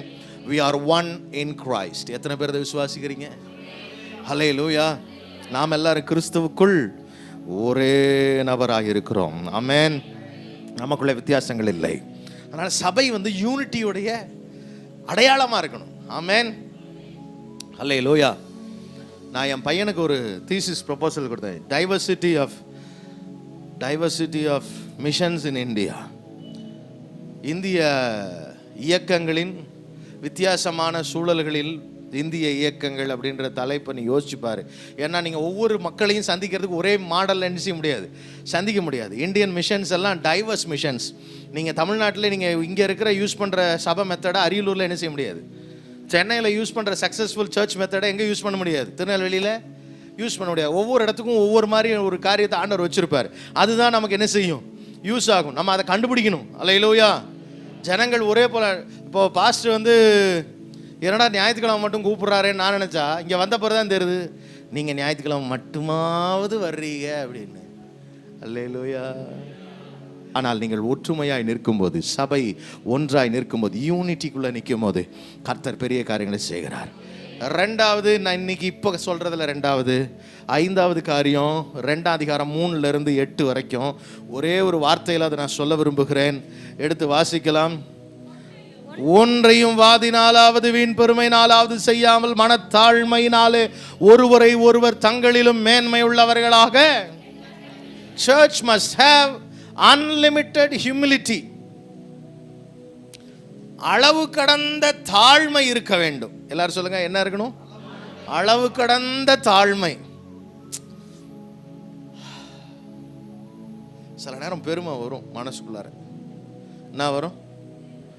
நம்ம எவ்வளோ பெரிய ஆள், நம்ம எவ்வளோ பெரிய தொழில் செய்கிறோம், நம்ம எவ்வளோ பெரிய பாஸ்டர், நம்ம எவ்வளோ பெரிய டீச்சர், நம்ம எவ்வளோ பெரிய படிப்பாளி, நம்ம எவ்வளோ பெரிய டாக்டர், அப்படிலாம் என்ன செய்யும், வரும். இந்த தாழ்மை இல்லை அப்படின்னா நம்ம வாழ்க்கையில் ஜெயிக்க முடியாது. ஏன்னா கிறிஸ்து நமக்கு தாழ்மையின் அடையாளமாக இருக்கிறார். தாழ்மை அப்படின்றதுக்கு வார்த்தைக்கு அர்த்தம் இயேசு. இயேசு என்ன செஞ்சார்னா, இயேசு சர்வ வல்லவர். எப்படிப்பட்டவர்? இயேசு வந்து பரலோகத்திலேருந்து பூமிக்கு வரணும் அப்படின்னா அவருடைய ஃபுல் வல்லமையில் வந்தால் பூமியில் இருக்கிறவங்க எல்லாம் செத்து போயிடுவாங்க. என்ன பண்ணுவாங்க? அவரை பார்த்த உடனே செத்துருவாங்க, செத்து போயிடுவாங்க. அதனால் அவருடைய சர்வ வல்லமையை அவர் அடக்கி, அதை கண்டெயின் பண்ணி, ரொம்ப கண்ட்ரோல் பண்ணி அங்கேயே விட்டுட்டு, எங்கே விட்டுட்டு? பிதா கிட்ட சரண்டர் பண்ணிட்டு. இயேசு வந்து சர்வ வியாபி. ஆனால் ஒரு 33 வருஷம் எங்கே மட்டும் இருக்கணும்? பூமியில் எருசலேமில் மட்டும் என்ன செய்யணும்? அந்த அந்த அந்த இஸ்ரேல் மட்டும், அந்த பாலஸ்தீனாவில் மட்டும் உலாவணும். வேறு எங்கேயும் என்ன செய்யக்கூடாது. கஷ்டமாக இல்லை ரொம்ப ஈஸியாக? உங்களுக்கு வந்து ரொம்ப ஈஸியாக தெரியும். உங்களுக்கு ஒன்று சொல்கிறேன். உலகத்திலேயே புரியாது என்ன அப்படின்னு கேட்டிங்கன்னா, தேவன் யார் என்பதை குறித்து உலகத்தில் யாருக்கும் எப்பொழுதும் ஒருபோதும் என்ன செய்ய போகிறதில்ல, புரிய போகிறது இல்லை, முழுமையாக புரியாது. என்ன செய்யாது? இந்த பைபிளில் இருக்கிறத, தேவனுடைய வெளிப்பாடு, இதை நான் அப்படியே நம்புறேன்னா அது வரைக்கும் புரியும். எது வரைக்கும் புரியும்? அது வரைக்கும் புரியும். இயேசு சர்வ ஞானம் உள்ளவர். எப்படிப்பட்டவர்? சர்வ ஞானம் உள்ளவர். என்னை தொட்டது யாருன்றார். என்னை தொட்டது சில பேர் சும்மாச்சுக்கும் சொன்னாராம். இயேசு என்ன சொன்னாரு? சும்மாச்சுக்கும் டெஸ்ட் பண்ணாராம். இயேசு சர்வ ஞானம்ன்ற அவருடைய கேரக்டரையும் எங்கே விட்டுட்டு வந்தார்? இப்போ வாசிங்க, நான் சொன்னது உங்களுக்கு புரியும். நான் சொல்றதை இப்போ வாசிங்க. கிறிஸ்து இயேசுவில் இருந்த சிந்தையே உங்களிலும் இருக்க கடவுது. அவர் தேவனுடைய ரூபமாயிருந்தும் தேவனுக்கு சமமாயிருப்பதை கொள்ளையாடின பொருளாக தம்மை தாமே எம்டி பண்ணி வெறுமையாக்கினார். He emptied himself. அவருடைய சர்வ வல்லமை, சர்வ வியாபி, சர்வ ஞானி, இட்டர்னல் காட், நித்திய தேவன், எல்லாவற்றையும் என்ன செய்தாராம்? எம்டி ஆக்கி, வெறுமையாக்கி, அடிமையின் ரூபம் எடுத்து மனுஷர் சாயல் ஆனார். அல்லேலூயா. அவ்வளோ பெரிய தேவன் அதெல்லாம் விட்டுட்டு இறங்கி வந்து நமக்கு ஈக்குவலாக நடந்துக்கிட்டாரு பாருங்க. அது பேர் தான் தாழ்மையா. எது பேர் தாழ்மை? மரணமே அடைய முடியாத ஒருவர் உங்களுக்காகவும் எனக்காகவும் மரணத்தை ருசி பார்க்க ஆயத்தமானதுதான் தாழ்மை. அதாவது சிலுவையின் மரண பரியந்தமும் கீழ்ப்படிந்தவராகி தம்மை தாமே என்ன செய்தார்? தாழ்த்தினார். அல்லேலூயா. நான் சாக வேண்டிய இடத்துல அவர் மரித்து, அவர் வாழ வேண்டிய இடத்துல என்னை வைத்து விட்டார். ஆமென். அல்லேலூயா. இப்போ என்னுடைய பொசிஷன் என்ன தெரியுமா? I am positioned in heavenlies with Christ. I am seated in heavenlies with Christ. எதனால தெரியுமா? என் ஆண்டவர் இயேசு எனக்காக சிலுவையை அனுபவித்தார். அந்த தாழ்மை அந்த அளவுக்கு இறங்கி வந்தார் பாருங்க. அதே போல நம்ம இறங்கி வரணுங்க சபைக்குள்ள. சபையில் அன்லிமிட்டடா என்ன இருக்கணும்? ஹியூமிலிட்டி. ஹியூமானிட்டியோட மிகப்பெரிய டிமாண்ட் இன்னைக்கு என்ன ஆகி போச்சு தெரியுமில்ல? சில நேரம் ஹோட்டலில் பழைய பரோட்டா கொடுத்துருவான், சட்டையை கோத்து பிடிச்சிங்கன்னா நீங்கள் தாழ்மை உள்ளவர்கள் அல்ல. என்ன கிடையாது? நாங்கள் சர்ச்சிலெலாம் தாழ்மையாக இருப்போம், வெளியெல்லாம் தாழ்மையாக இருக்க மாட்டோம் பிரதர். வெளியே கேட்கலாம், ஏன் தம்பி பழசு கொடுத்துருக்குறீங்க, போங்க புதுசு எடுத்துகிட்டு வாங்க. அவன் இல்லைங்க அது புதுசுன்னு சொன்னால், இல்லை தம்பி அது பழசு மாதிரி இருக்குது, நீங்கள் போய் என்ன செய்யுங்க, புதுசாக எடுத்துகிட்டு வாங்க, ஃப்ரெஷ்ஷாக எடுத்துகிட்டு வாங்க. அதை சொல்லலாம். அவனை சட்டையை போட்டு கோத்தோன்னு வச்சுக்கோங்க, நம்ம யாருன்னு அர்த்தம்? அவனே அங்கே வேலை செய்கிறவன். உள்ளேருந்து கொடுத்து அனுப்புறதை கொண்டு வந்து என்ன செய்கிறான்? கொடுக்குறான். அவன் சம்பளத்துக்கு வேலை செய்கிறவன்ட்ட நம்ம ஒம்பெடுத்து என்ன பண்ணுறது? நான் சொல்கிறேன், உங்களுக்கு புரியுதா? உலகமே கரப்ட்டுன்னும் போது நீங்கள் என்னமோ இங்கே நியாயம் கிடைக்க போகிற மாதிரியும் நல்லது கிடைக்க போகிறது மாதிரியும் தரமான ஒன்று எனக்கு கிடைக்கலன்னு நீங்கள் சண்டைக்கு போனீங்கன்னா உங்களுக்குள்ள தாழ்மை. கிறிஸ்துவை என்றைக்கு காண்பிக்க போகிறோம்? அவன் தான் வந்து இடிச்சிருப்பான், நான் சாரி சொல்லுவேன், சாரி பிரதர். அவன் என்கிட்ட வம்புக்கே வருவான். சொல்லலாம், யோ என்னையா தாழ்மையா சாரி சொல்கிறேன், நீ என்கிட்ட என்ன செய்கிற, வம்புக்கு வரன்ற மாதிரி தான் இருக்கும். உலகம் அப்படி தான் இருக்குது. ஆனால் சபை சில நேரம் தன்னுடைய தாழ்மையை காட்ட வேண்டும். நீங்கள் வெளியே விடுங்க, அட்லீஸ்ட் எங்கேயாவது காட்டுங்க உங்கள் தாழ்மையை. உங்கள் வீட்டுக்குள்ளே காட்டுங்க. சில நேரம் நான் ஒரு ஹஸ்பண்ட் சொல்கிறேன், நீ எனக்கு என்ன செய்யறதில்ல. உலகத்திலேயே இந்த டயலாக்கை மதிக்காத ஒரு ஆள் யாராக தான் இருப்பா தெரியுமா? சொல்லுங்க, யார் மதிக்க மாட்டேன் இந்த டயலாக்கை?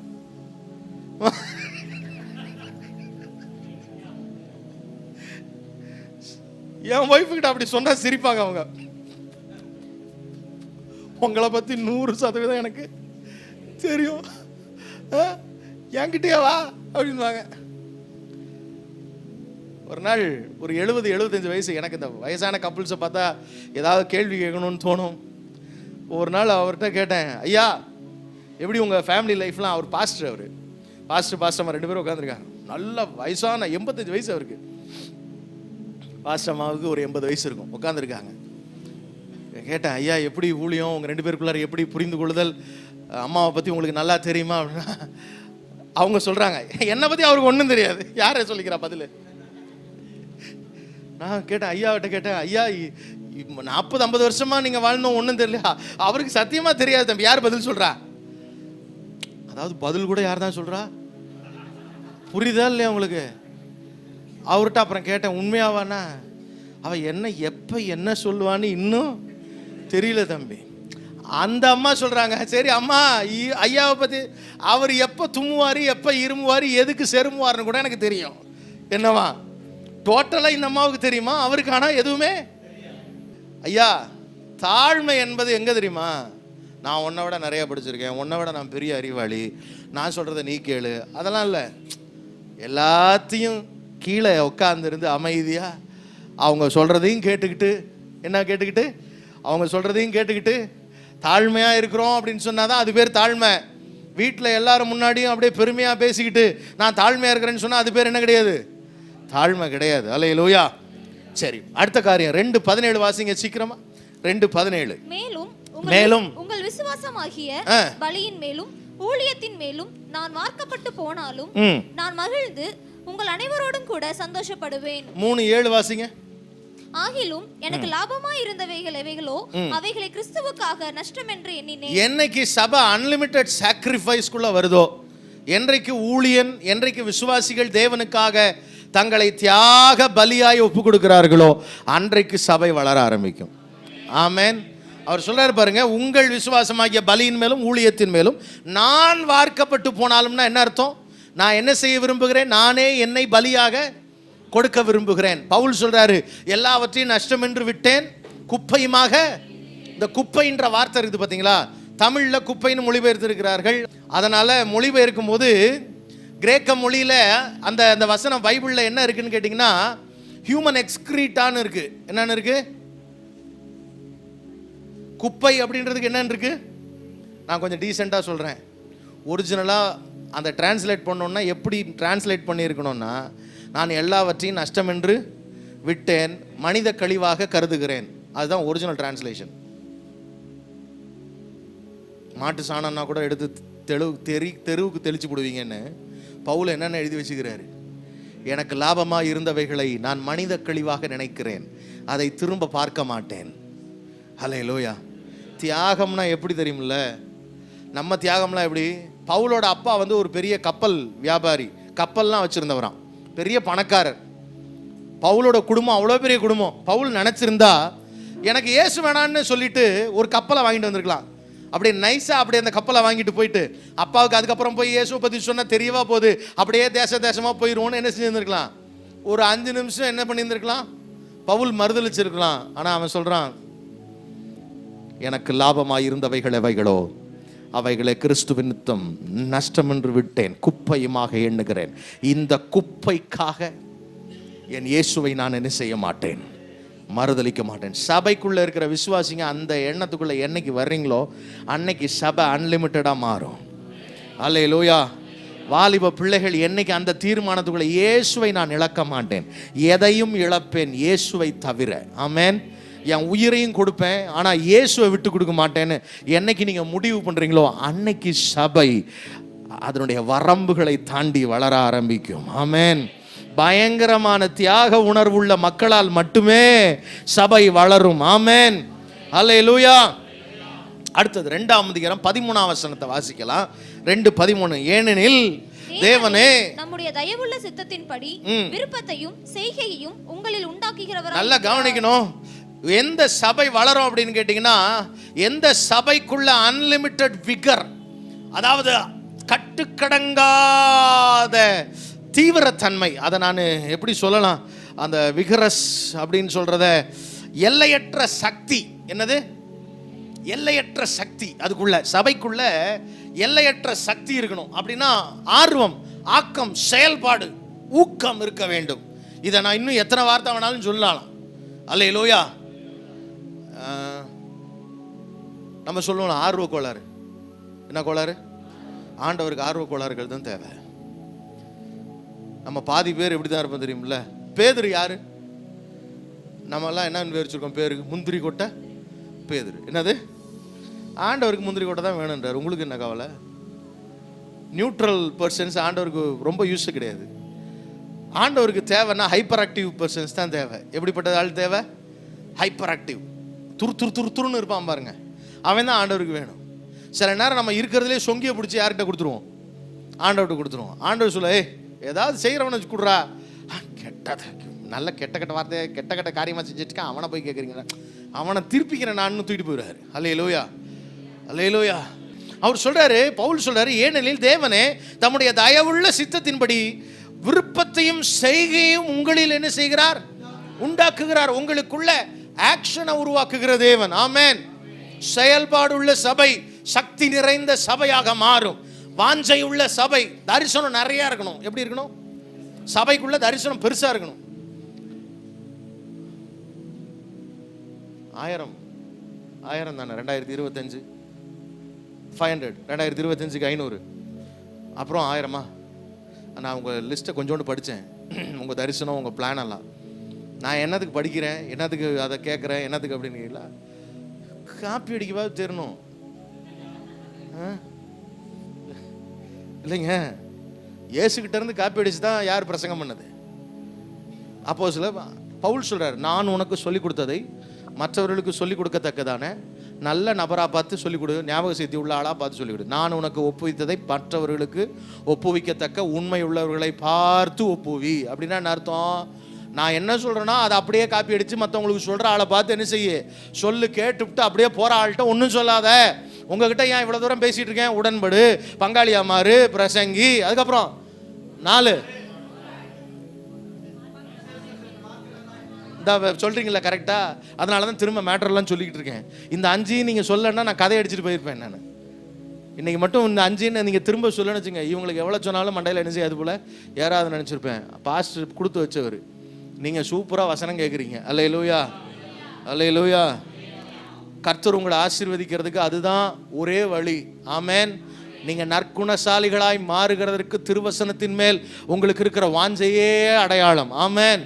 நமக்குள்ள ஒரு சக்தி இருக்கணும். என்ன சக்தின்னா தேவனுக்காக செயல்படுற ஆர்வம் நிறைந்த சக்தி. அல்லேலூயா. ஏதாவது செய்யணும் ஆண்டவருக்காக, வைராக்கியமா நிற்கணும். ஆமென். அல்லேலூயா. அப்படி நிற்கும்போது சபை அன்லிமிட்டடாக மாறிக்கிட்டே இருக்கும். ஆமென். பிலிப்பியர் 3ஆம் அதிகாரம் 14 வாசிக்கலாம் 16 வரைக்கும். அந்த பகுதியில் இன்னொரு காரியம் சொல்லப்பட்டிருக்கு. சபைக்குள்ள என்ன இருக்கணும்? 3:14 வாசிங்க. கிறிஸ்து இயேசுவுக்குள் தேவன் அழைத்த பரம அழைப்பின் பந்தய பொருளுக்காக லக்கை நோக்கி தொடருகிறேன். ஆகையால் நம்மில் தேறினவர்கள் யாவரும் தேறுகிற அன்லிமிட்டட் மெச்சூரிட்டி என்ன அப்படின்னு கேட்டீங்கன்னா, நான் எதற்காய் பிடிக்கப்பட்டேனோ அதை நான் பிடித்து கொள்ளும்படி ஆசையாய் என்ன செய்கிறேன்? தொடருகிறேன். அந்த தொடருகிறேன் அப்படின்ற வார்த்தை தான் ரொம்ப முக்கியம். என்னன்னா நம்ம துவங்குகிறேன்னு சொல்லுவோம், ஆனால் தொடருகிறேன்றது நம்ம வாழ்க்கையில் என்ன செய்யறது இல்லை. we all begin but we don't continue. we all run our race but we don't continue in our race. நம்மகிட்ட பிரச்சனையே என்னன்னா துவங்குவோம், ஆனால் என்ன செய்ய மாட்டோம்? தொடர மாட்டோம். இன்றைக்கு தேவை தேர்ச்சி அடைந்த விசுவாசிகள் யார் தெரியுமா? தொடருகிறவர்கள், தேர்ச்சி அடைகிற விசுவாசிகள். ஆமென். They continue. அவங்க என்ன பண்ணிக்கிட்டு இருப்பாங்கன்னா தொடர்ந்து ஆசையாய் என்ன செய்கிறேன்? தொடருகிறேன். அதாவது பவுல் சொல்றாரு, பவுலை ஆண்டவர் சிறைபிடித்து விட்டாராம். அந்த வார்த்தை அதுதான் கேப்சர் பண்றதுக்கு அடையாளம். ஒரு சிறை கைதியை போல என்ன செய்து விட்டார்? சிறைபிடித்து விட்டார். சிறைபிடித்த உடனே அவர் சொல்றாரு, நான் எதற்காய் சிறைபிடிக்கப்பட்டேனோ அந்த வேலையை நான் பிடித்து கொண்டேன். அதாவது இவர் அவரை கேப்சர் பண்ண, அவர் இவரை கேப்சர் பண்ணிட்டாராம். புரியல உங்களுக்கு? இயேசு பவுலை சிறைபிடிக்க, பவுல் இப்பொழுது யாரை சிறைபிடித்து விட்டார்? இயேசு எந்த நோக்கத்திற்காக தன்னை பிடித்தாரோ அந்த நோக்கத்தை சிறைபிடித்து விட்டார். அதையும் அவரையும் என்ன செய்ய முடியாது? பிரிக்க முடியாது. ஆமென். அல்லேலூயா. உங்கள் வாழ்க்கையில் தேவன் உங்களை குறித்து வைத்திருக்கிற நோக்கத்தை நீங்கள் பிடித்து கொள்ள வேண்டும். ஆமென். அல்லேலூயா. இந்த குரங்கு கையில் எதையாவது ஒன்று கொடுத்துட்டீங்கன்னா திரும்ப என்ன செய்ய முடியாது. அந்த மாதிரி இது ஒரிஜினலாக அப்படித்தான் இருக்குது. ஒரு அனிமல் கையில் ஏதாவது ஒன்று கொடுத்துட்டிங்கன்னா அது என்ன செய்யாது அவ்வளோ சீக்கிரத்தில், அப்படியே இருக்க பற்றி பிடிச்சுக்கும் பாருங்க. அந்த மாதிரி ஒரு வார்த்தை அங்கே பயன்படுத்தி இருக்கிறார். அல்லேலூயா. அவர் சொல்கிறாரு, என்கிட்ட கொடுத்துட்டார்ல, அந்த வேலையை செஞ்சு முடிச்சே தீருவேன். அல்லேலூயா. இடிச்சேன்ல, நான் கட்டுவேன்றான். ஆமென். சபையை பாழாக்கினது நிமித்தம் நான் அப்போஸ்தலர் எல்லாரும் நான் கடைசி ஆளுன்ட்டு அவர் சொல்றாரு, நான் கட்டுவேன், இன்னும் ஓடுவேன், இன்னும் தொடருவேன். பிலிப்பியர்ல ஜெயிலில் இருக்கிறார், சொல்றாரு, நான் திரும்ப விடுதலையாகி வருவேன் அப்படின்றார். என்ன செய்வேன்? நான் திரும்ப வருவேன். நம்பிக்கை, விசுவாசம், அவருக்குள்ள தொடர்ந்து ஓட வேண்டும் என்கிற அந்த உணர்வு, அந்த மெச்சூரிட்டி லெவல் என்ன செஞ்சுட்டே இருக்கணும்? அதிகமாயிட்டே இருக்கணும். நான் ஆண்டவருக்காக செயல்படுறத எத்தனை வயசானாலும் தொடருவேன்ற அந்த எண்ணம் நமக்குள்ள இருக்கணும். ஆமென். அல்லேலூயா. எத்தனை பேர் அப்படி தொடரலாம்னு நினைக்கிறீங்க? ஆமென். அடுத்ததாக 3:20 வாசிங்களா? 3:20 சீக்கிரம். நம்முடைய குடியிருப்போ பரலோகத்தில் இருக்கிறது. கர்த்தராய் இருக்கிற இயேசு கிறிஸ்து என்னும் இரட்சகர் வர எதிர்பார்த்து காத்துக்கொண்டு. அல்லேலூயா. அங்கே இருந்து நமது எதிர்பார்ப்பு, இரட்சகர் பரலோகத்திலிருந்து வர எதிர்பார்த்திருக்கிறேன். Unlimited hope. The church, if you want to become an unlimited church, you must have an unlimited hope. எத்தனை பேருக்கு இன்னைக்கு நைட்டு ஏசப்பா வரணும்னு ஆசை இருக்கு? நல்லா. சில பேர்லாம் இன்னும் இந்தியா ரட்சிக்கப்படல பிரதர். என்னது இந்தியா?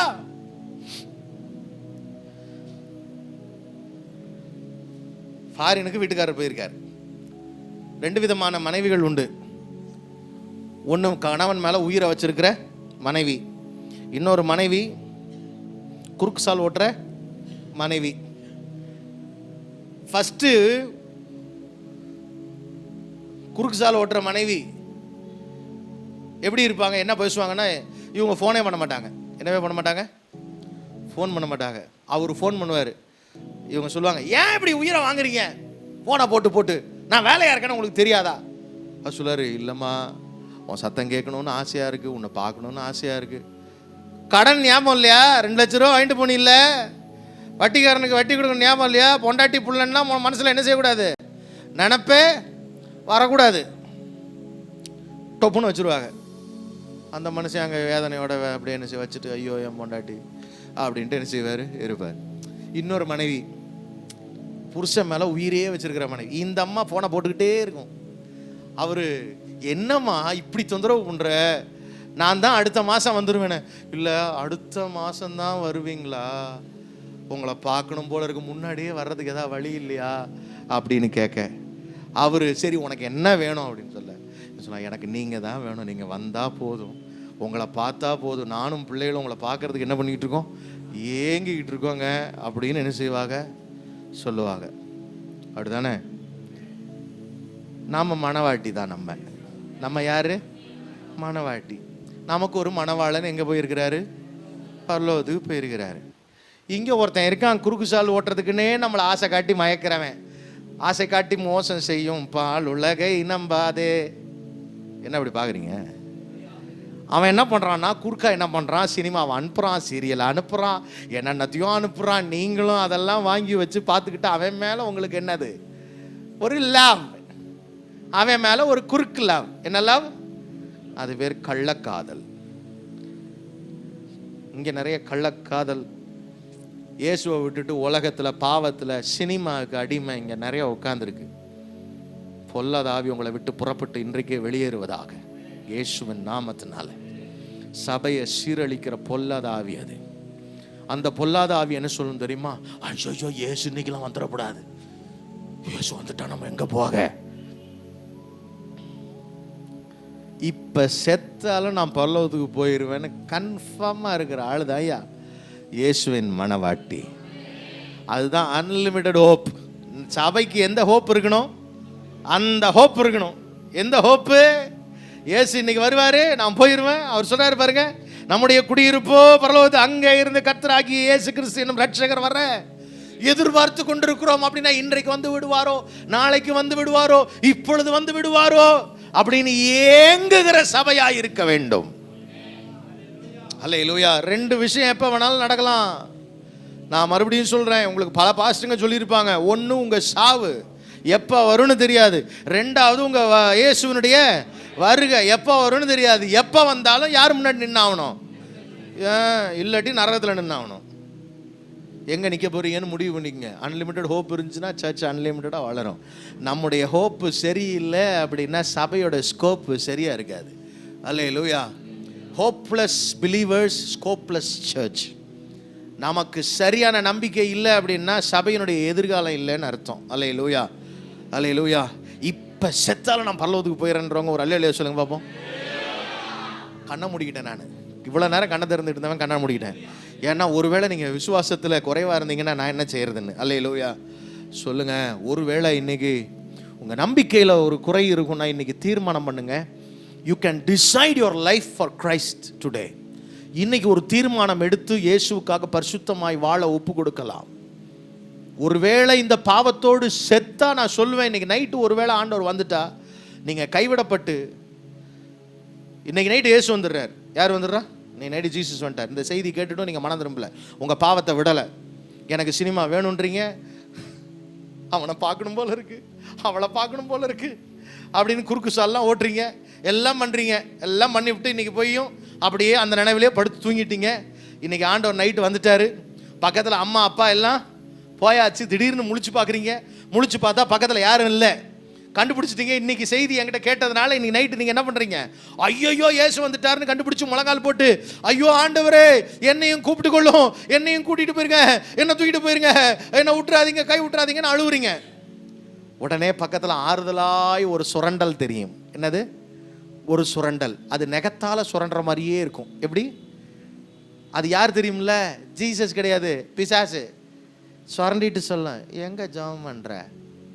இவ்வளோ நாள் நான் 2ஆம் வானத்தில் இருந்தேன். இந்த மத்தியா காயத்துக்கு இயேசு வந்து சபையை கூப்பிட்டு போகிறேன்னு என்னை மேலே வந்து எங்கே தள்ளி விட்டார். மொத்தமும் பூமிக்கு வந்துட்டோம் நாங்கள். ரகசிய வருகையில் கைவிடப்பட்டா என்ன ஆகும் சொல்லட்டுமா? நீ கனவுல பார்த்துட்டு இருக்கிற பேய நேராக பார்ப்ப. நீ நேருக்கு நேராக உட்காந்துக்கிட்டு உன்னை சுரண்டிக்கிட்டு விசுவாசிக்கிட்டு தான் அவனுக்கு வேலையே. வெளியெல்லாம் அவன் ஆள் எல்லாம். ஒரு ஆள் மனம் திரும்ப முடியாது. நேருக்கு நேராக அவங்கள பிசாசு டார்ச்சர் பண்ணுற சூழ்நிலை உங்களால் இயேசுவை விசுவாசிக்க முடியுமா? நாங்கள் சும்மா சபையில் இயேசுவை பற்றி சொல்லிட்டு இருக்கிறோமா? பாவத்தை பற்றி சொல்லிட்டு இருக்கிறோமா? மனம் திரும்புங்கன்னு சும்மா சொல்லிட்டு இருக்கோமா? என் ஆண்டவர் ஒருவேளை இயேசு வந்து உங்களை கூட்டிகிட்டு போயிட்டா எனக்கு சந்தோஷம். அதுக்காக தான் நாங்கள் இவ்வளோ பிரயாசப்படுறோம். ஒருவேளை கைவிடப்பட்டீங்கன்னா என் ஆண்டவர் இயேசுவின் வருகை மிக சமீபம். இன்னைக்கு நைட்டு, நேற்று நைட்டு இஸ்ரேல் மேலே மறுபடியும் ஈரான் படையெடுத்து ஈரான் யுத்தத்துக்கு ரெடி ஆயிருக்கு. ஈரான் ரெடி ஆச்சு அப்படின்னா ஈரான் யுத்தத்துக்கு வர்றதுக்காக தான் வெயிட் பண்ணிட்டு இருந்தது. ஒருவேளை ஆண்டவருடைய வருகை உலகத்தில் இருக்கிற நாடுகள் எல்லாம் இஸ்ரேலுக்கு விரோதமாய் கூடிக்கொள்ளும் 3ஆம் உலக யுத்தம் வருவதற்கு ஆயத்தமாயிடுச்சுன்னா ஆண்டவருடைய வருகை ரொம்ப பக்கத்தில். எப்போ எந்த நொடியில் வேணாலும் ரகசிய வருகை இருக்கலாம். அதுக்கு எல்லா காரியமும் ரெடி ஆயிடுச்சு. எனக்கு என்ன வருத்தம்னா சபை தான் இன்னைக்கு ரெடி ஆகல.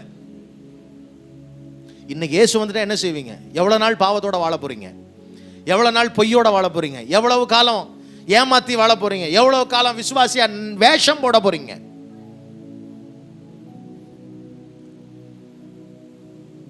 ஐ நோ வேஷம் போடுறதுனா என்னன்னு எனக்கு நல்லா தெரியும். நானும் உலகத்தில் தான் வாழ்கிறேன்.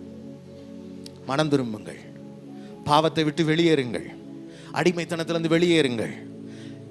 ஒரு காலத்தில் ஆண்டவர் உங்களை பாவத்திலிருந்து விடுதலையாக்கி ரட்சித்து அபிஷேகித்து உங்களுக்கு எல்லா அற்புதம் செஞ்சு உங்களுக்கு எல்லாத்தையும் செஞ்சு முடிச்சிட்டார். இனி பாபிலோனை விட்டு வெளியே வர்றது உங்கள் கடமை. எகிப்திலிருந்து வரும்போது தான் ஆண்டவர் அற்புதங்கள்லாம் செய்வார். பாபிலோனின் அடிமைத்தனம் ரட்சிக்கப்பட்ட பிறகு நீங்கள் செய்கிற பாவத்திலிருந்து வெளியே வர்றது கர்த்தர்லாம் பிடிச்சி இழுக்க மாட்டார். நீ தான் மனம் திரும்பணும். அல்லேலூயா. இன்னும் அற்புதத்தை கேட்டுட்டே உட்காந்துருந்தீங்கன்னா நான் பரலோகத்துக்கு போக முடியாது, நரகம் தான் போகணும். நரகம் உண்மையான இடம் பிரதர்.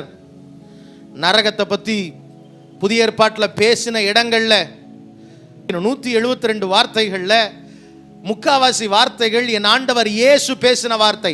நரகம் என்கிற வார்த்தையை உச்சரித்ததே இயேசுதான். அது மனிதனுக்காக உருவாக்கப்பட்ட இடம் இல்லை, சாத்தானுக்கும் அவனை சேர்ந்தவர்களுக்கும் உருவாக்கப்பட்ட இடம். சாத்தான் சொல்றான், சனியன் தனியே போக மாட்டேன்னுது. என்னது பழமொழி நினச்சிக்கிட்டீங்களா? உபதேசம்.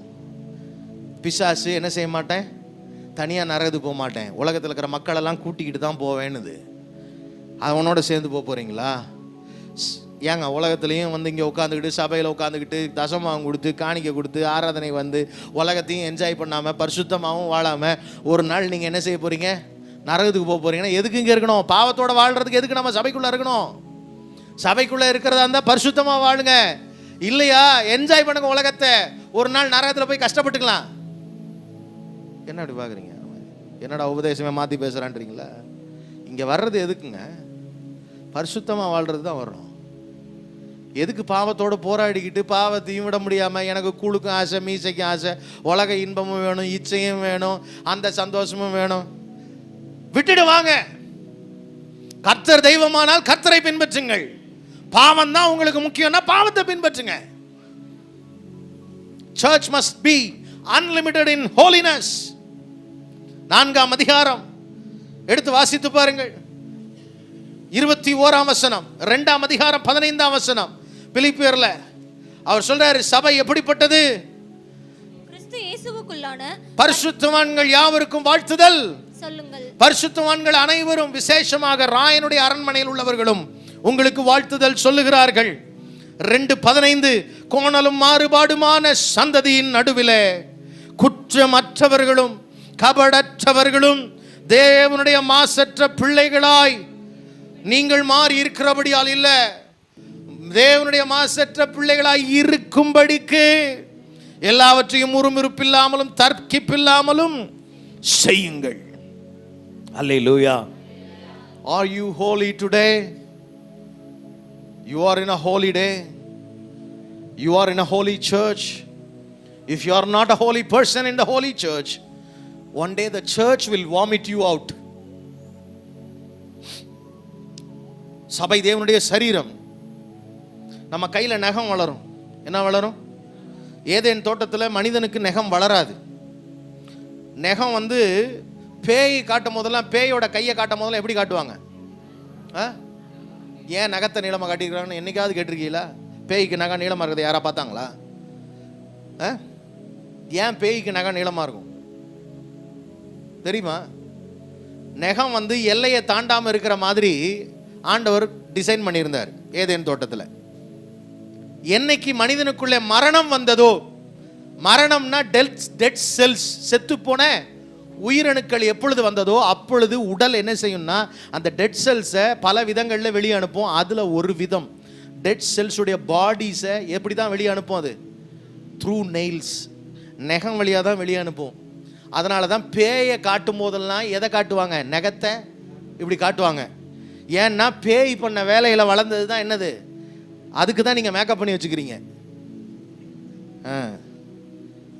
நான் நீங்கள் போட்டுக்குங்க, என்ன வேணாலும் போட்டுக்குங்க. நீங்கள் பாவத்தினால விளைந்த விளைவை என்ன பண்ணுறீங்க? வி ஆல்வேஸ் கவர் த சின். நம்ம இந்த நெயில் கூட என்னது தான் கவரிங் த சின். ஒரிஜினலாக நான் அதுக்கு தான் நகத்தை ரொம்ப வளர்க்காதீங்கன்னு சொல்லுவேன். இன்றைக்கி நகத்தை காட்ட மாட்டேங்க, உங்கள் கையே என்ன கொடுக்க வர மாட்டேங்கன்னு எனக்கு தெரியும். என் பக்கமே வர மாட்டேங்க இன்றைக்கி. ஏன்னா நான் இப்படி ஒரு கெட்ட உபதேசத்தை நான் சொல்கிறேன். நான் உபதேசம்லாம் பண்ணலைங்க. நீங்கள் நெய்யில் எப்படி வேணாலும் வச்சுக்கிடுங்க. கர்த்தர் பேசுனா கட் பண்ணி போட்டுக்குங்க. இல்லைன்னா நான் இப்படி தான் பேய் மாதிரி வச்சுருப்பேன்னா வச்சுக்குங்க. அது பாவத்தின் விளைவு. என்னது? பாவத்துக்கு முன்னாடி நெயில் அவ்வளோ நீளம் வளராது. நெயில் வளரவே வளராது. எல்லைக்குள்ளே அழகாக வச்சுருந்தத எல்லையை தாண்டி, இவன் எல்லையை தாண்டி விட்டான் அப்படின்றதுக்கு அடையாளம் தான் இந்த நகம். இவன் வளர வளர பார்த்துருப்பான், இது என்ன இப்படி நீட்டமாக வந்துட்டு இருக்கு. ஏதேன் தோட்டத்தில் இருக்கிற வரைக்கும் 5 வருஷமாக இப்படிலாம் நீளம் வரலையே. எத்தனை வருஷம் இருந்தான்னு எனக்கு தெரியாது. பழம் பழுக்கிறதுக்கு குறிப்பிட்ட வருஷங்கள் ஆயிருக்கலாம். அதனால சொல்கிறேன், ரைட்டா? ஐயோ இப்போ புதுசாக இப்படி நீளமாக வருதேன்னு கடிச்சு துப்பியிருப்பான், இல்லைன்னா பிச்சு எடுத்திருப்பான். வேதனை, வலி, பாவத்தின் விளைவு. செத்து போன செல்ல உடம்பு உள்ள வச்சிருக்காது.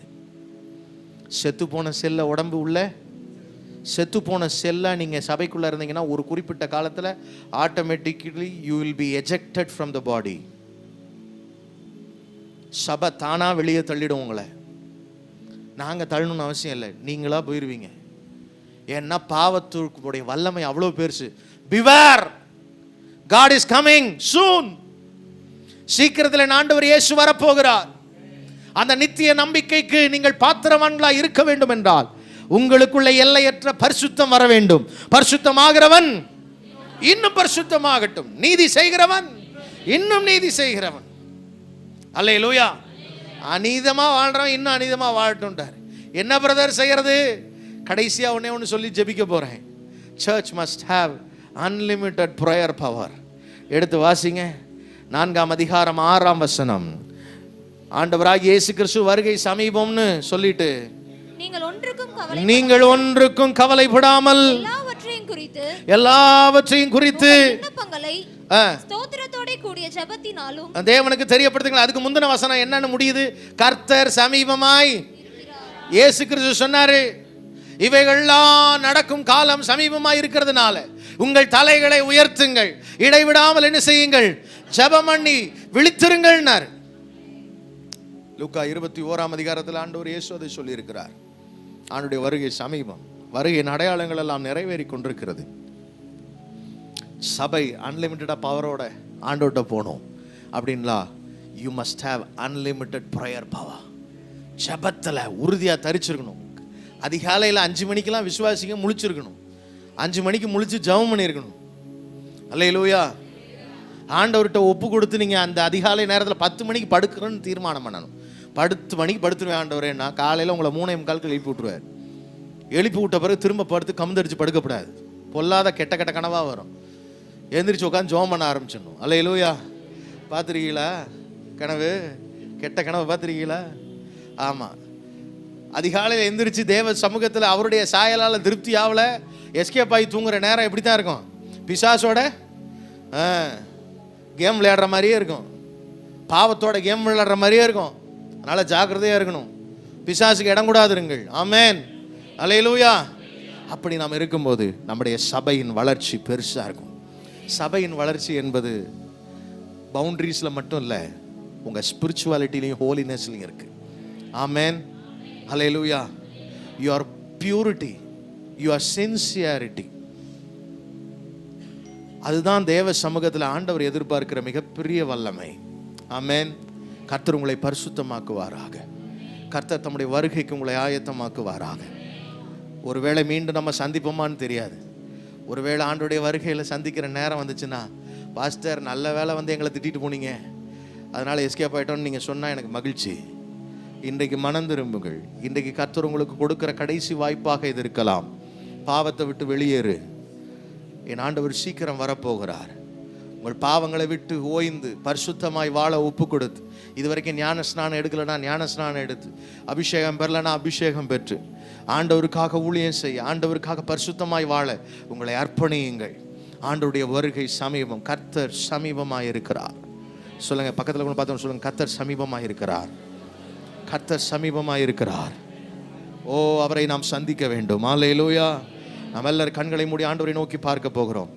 ஒருவேளை இந்த ப்ரேயர் முடிஞ்ச பிறகு உங்களுக்கு என்னுடைய புக்கு கடைசி கால சம்பவங்கள்ன்ற புக்கு இருக்கு வெளியே, வருகையை குறித்த அத்தனை சம்பவங்கள், நரகம் எப்படிப்பட்டது, நரகத்துக்கு யார் போவா, வருகைக்கு போகிறதுக்கு நம்முடைய தகுதிகள் என்ன, 1000 வருட அரசாட்சி எப்படி இருக்கும், எல்லா காரியங்களும் குறித்த புத்தகங்கள் அங்கே உண்டு. வெளிப்படுத்தின விசேஷத்தை குறித்த புத்தகங்கள் உண்டு. அது எங்களுடைய வேதாம கல்லூரியின் மாணவர்களுடைய உணவுக்காக தயாரிக்கப்படுகிற, எங்களால் சொந்தமாக தயாரிக்கப்படுகிற புத்தகங்கள். அந்த புத்தகங்கள் அனைத்தையும் ஆண்டவர் பிரிண்ட் பண்ணுறதுக்கு உதவி செய்திருக்கிறார். நீங்கள் வேணும்னா தயவு செய்து நீங்கள் வாங்கி கொள்ளலாம். அந்த புத்தகங்கள் உண்டு. நம்ம எல்லாரும் ஜெபிக்க போகிறோம், அர்ப்பணிக்க போகிறோம். இன்னைக்கு உண்மையாய் அர்ப்பணிக்க விரும்புகிறவர்கள் தேவ சமூகத்தில், ஆண்டவருடைய வருகை சமீபமாக இருக்கிறது. கர்த்தர் சமீபமாக இருக்கிறார்.